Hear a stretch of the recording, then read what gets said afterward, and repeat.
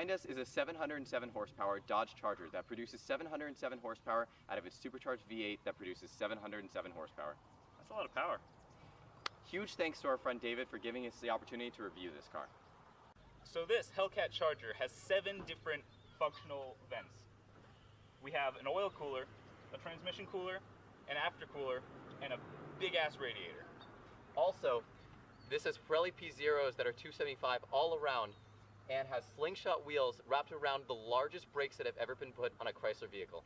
Along the side of the Charger Hellcat, the only difference between this car and the SRT is the Hellcat badge. Also, there are functional vents at the outlet to the wheels. Overall, this car is mostly stock, but it still sounds great.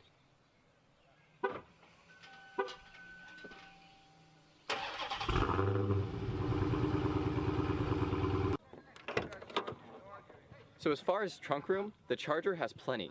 There's enough space to put groceries, to put your luggage while going to the airport, and if you need more space, you can fold down the rear seats and it'll give you an excess amount of room. You have plenty of room in this car.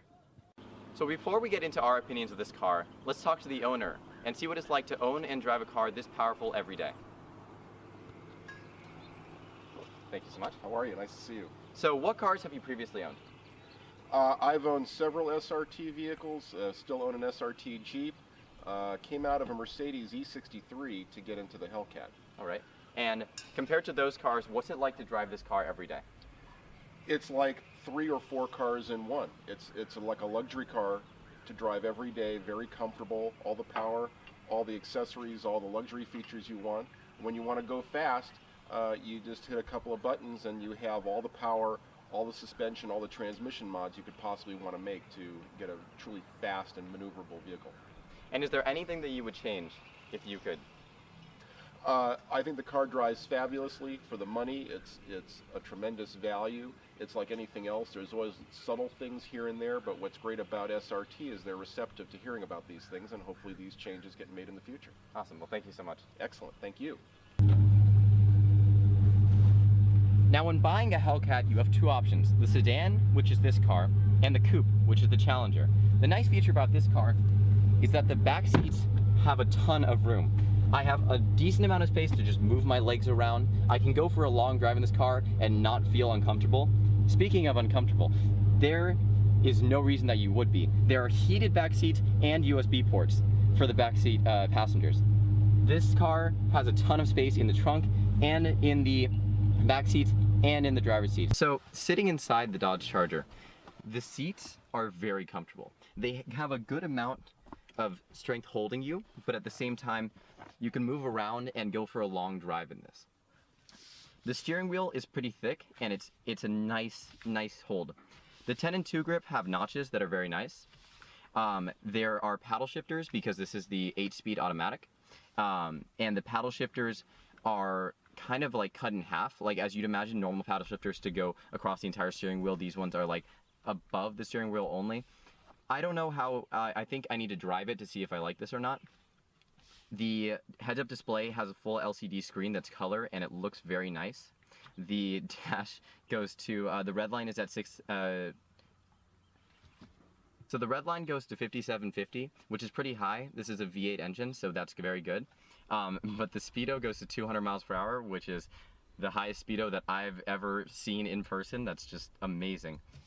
As far as the steering wheel controls, there are a nice amount of buttons on here, and also there are buttons behind the steering wheel, which is a cool little feature. Like if you learn what they are and you're driving, you don't have to focus on it, you can just click them and your fingers are already there. So that's a nice touch. As far as the shifter, it has a very nice grip, like a very nice feel. There is a very small amount of buttons, which I think is nice. It gets the job done. There's no gimmicks. It's just, there's exactly what you need, and they're all buttons, so you don't have to fumble around with what you're touching while you're driving. You know exactly what you're pushing. As far as this display, the screen is really big. Like, I think it's very nice. The only thing that I can think of that's bigger would be a Tesla, but this is like exactly what you need. The colors look amazing, and the controls are very easy to use. Also, another thing about the interior that's amazing is the amount of options that you have. Now, inside here, you have different setups of gauges, and you can move, I believe there's like 8 or so gauges, and you can move any and all of them to the front of your screen on this heads-up display that's complete LCD, and it's beautiful. Another thing you can do is you can change the setup. You can have like your speed, you can have the outside temperature, you can customize this however you'd like. And I love customization, so that's an awesome feature for me. You can make this car your own.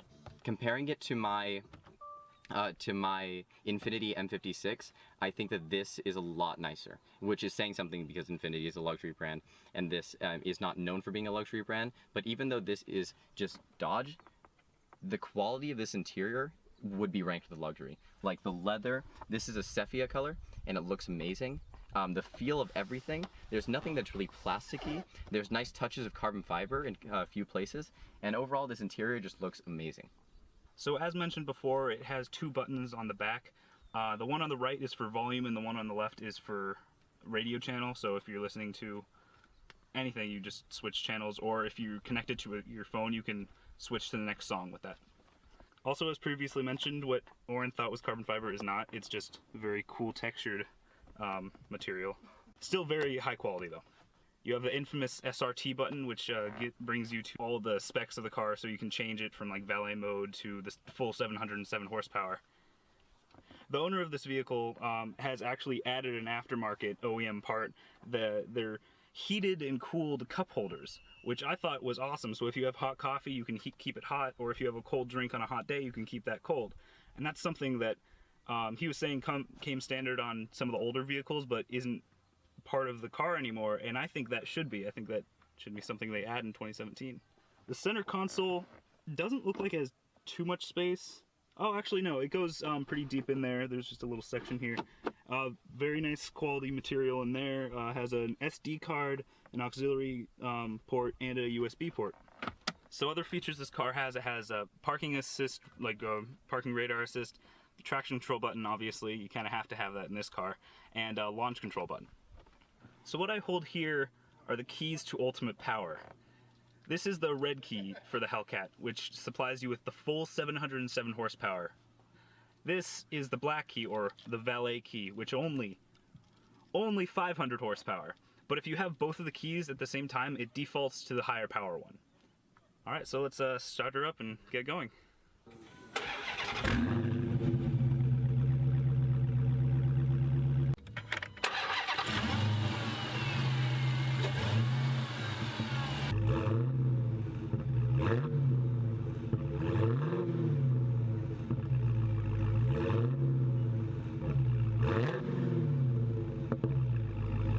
Alright, so setting off in the Dodge Charger Hellcat.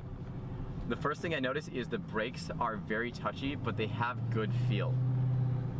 This is exactly what I would want from a car this powerful. You can instantly feel the power. I'm barely touching the gas, and I'm already going as fast as if I was in my G35, that would be like 75% throttle. So the car feels big, but because the suspension is set to sport right now, the body roll is somewhat minimal. The steering wheel feels great. As far as visibility, it's really good. There's a lot of rear visibility. The blind spots are completely taken out because of the rear mirror, or the side view mirrors. It has blind spot detection, which is a nice feature. But let's just...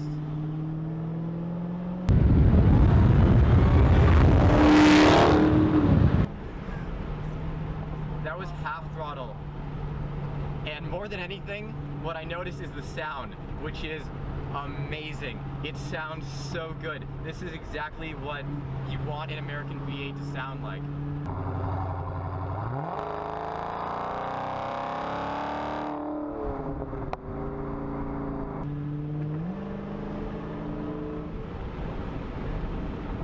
Even in the low RPMs, there's a ton of power. This thing is so much fun. This car is a really good blend of luxury and fun because you have all of these leather seats, you have the gorgeous displays and the LCD screen in front of your face, but at the same time, it just goes. It just launches like a rocket. So for $72,000, you can get the base model of this car. And for this much power, it's worth every penny. Every penny. Right now we have it in the sport mode, so it shifts to a somewhat higher RPM when you're slowing down, which is exactly what you want from a car in sport mode. Can we switch it to like a default mode? Sure. Okay. There you go. So you can switch to any mode as long as you don't have your foot on the gas.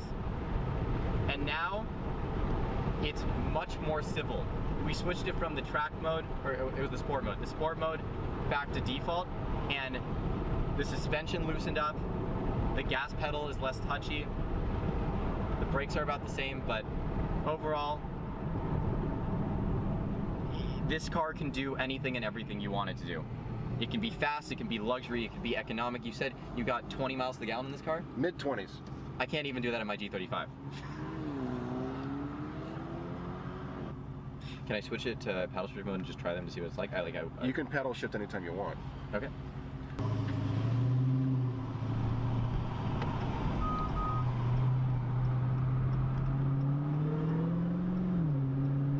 They're pretty easy to use. You know, I don't have a problem with them. When I first sat in this car at the LA Auto Show, I thought that I didn't like them, but driving it now, they're fine. Like, I have no problem with them.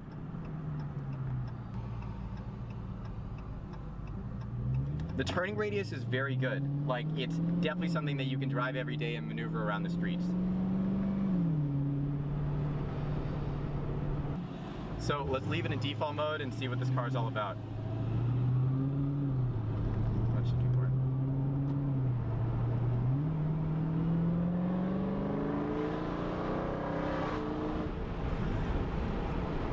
I didn't even get close to the red line, and that was in default mode. And that is so much power. Like, if you're gonna drive this car, make sure you bring a second set of underwear, because, oh my God. All right, well, let's hand it over to Mitchell, let him live out his dream, and we'll see what he thinks. Well, yeah, this is extremely easy to drive. You're not feeling like you're pulling the car too hard one way or the other. It doesn't feel that heavy, really. Like, I'm not having any trouble like slowing it down. Those brakes are just massive and they do their job perfectly. The owner was just telling me that at full throttle you can go through a whole 20-gallon tank of gas in 12 minutes. That's crazy. And perfect for American muscle car. Hit it.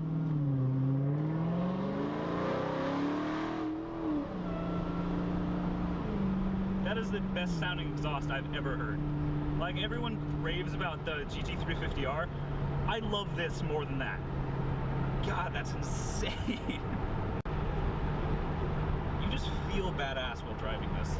Like, you don't even have to be on the throttle and you just feel amazing driving it. So there's a setting you can have in the nav system where it actually knows the speed limit for around where you are, and it will tell you when you're going 10 miles an hour over. Which can be useful if you're not paying attention. It can be a really helpful feature. Like, that's 707 horsepower. That's not something you'd expect to manage easily, but it really is just super easy to control the throttle. Like, you're not worried about doing a burnout every time you press on the gas.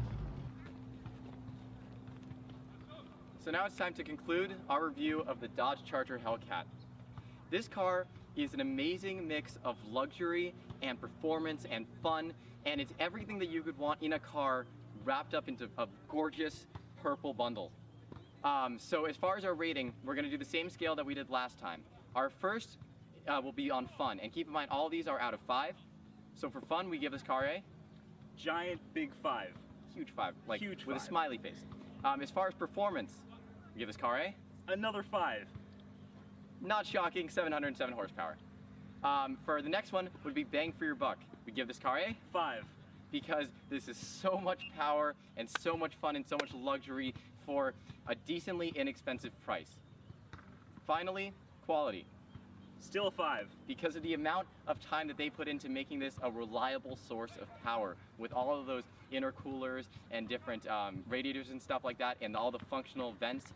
This is just an amazing piece of machinery. So our overall grade? A 5. This is the first and probably the last we'll see in a while of a straight 5 for our reviews. This is an amazing car, and if you're considering buying this, I would definitely recommend it. And also let us drive it again because it's so much fun. Any opportunity to drive this car, I would love to.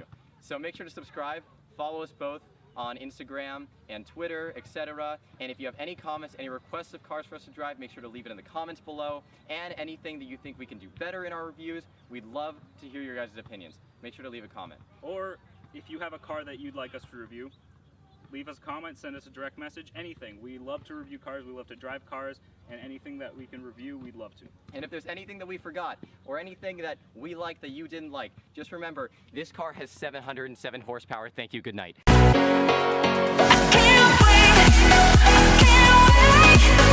can't wait.